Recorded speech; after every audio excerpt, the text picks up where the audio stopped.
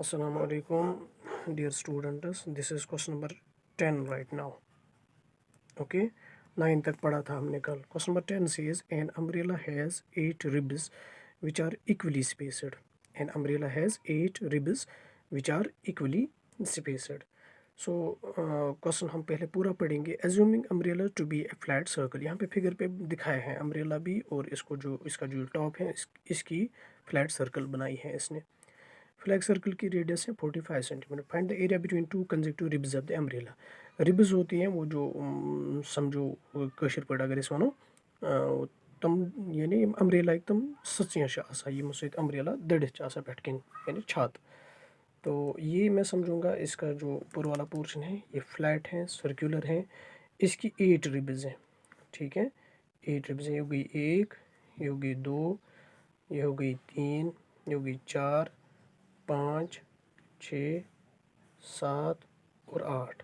इसकी 8 रिब्स हैं और हर रिब की जो रेडियस है दैट इज़ 45 सेंटीमीटर. यानी हर रिब की जो लेंथ है that is 45 centimetre from the centre till the circumference.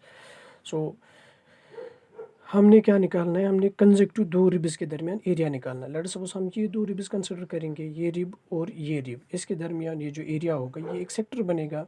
Sector के लिए हमने पहले सेंट्रल एंगल निकालनी है. You know the area of sector is central angle theta divide by total angle that is 360 divide by pi r in multiplied by radius of ये area of the circle that is pi are square. So उसके लिए हमारे पास पाई भी हमें पता क्या होता है, रेडियस भी है. अब हमने सिर्फ थीटा निकालना. तो हम क्वेश्चन लिखेंगे there are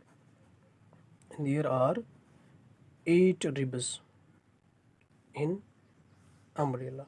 There are 8 ribs in umbrella. ध्यान से समझना मेरी बात.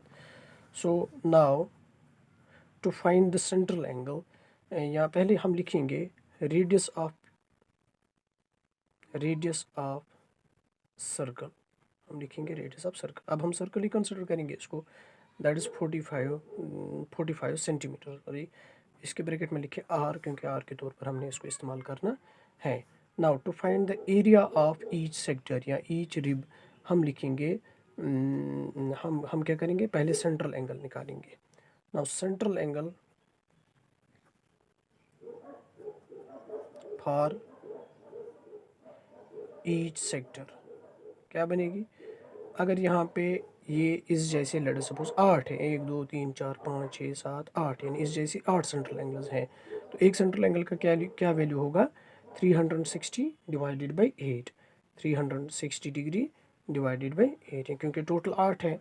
तो ये बनेगा 360 divide by 8 that will B 45 degree. So central angle will be 45 degree theta here.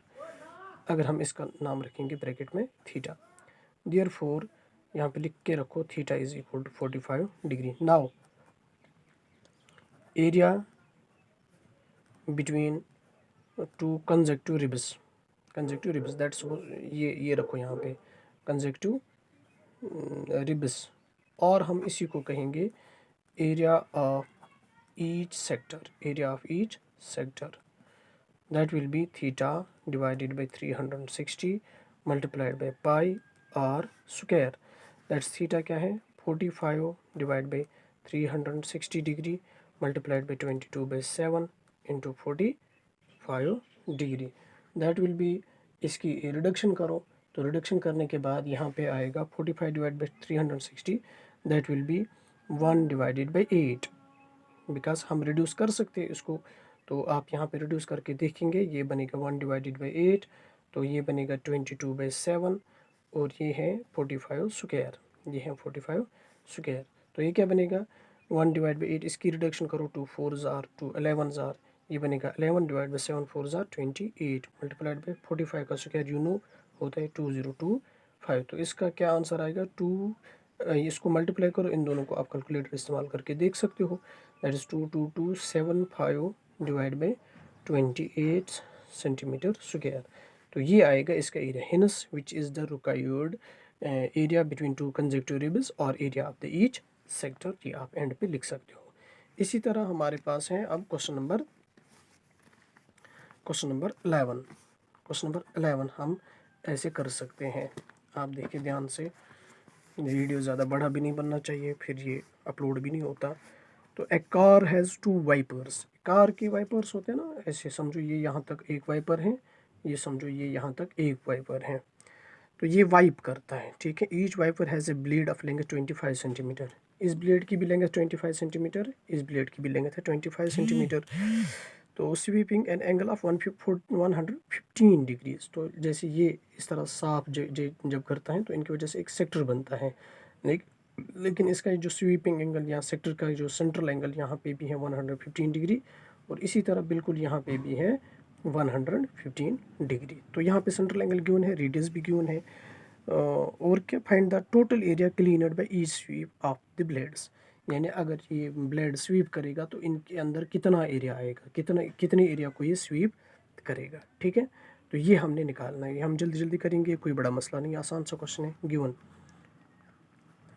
That the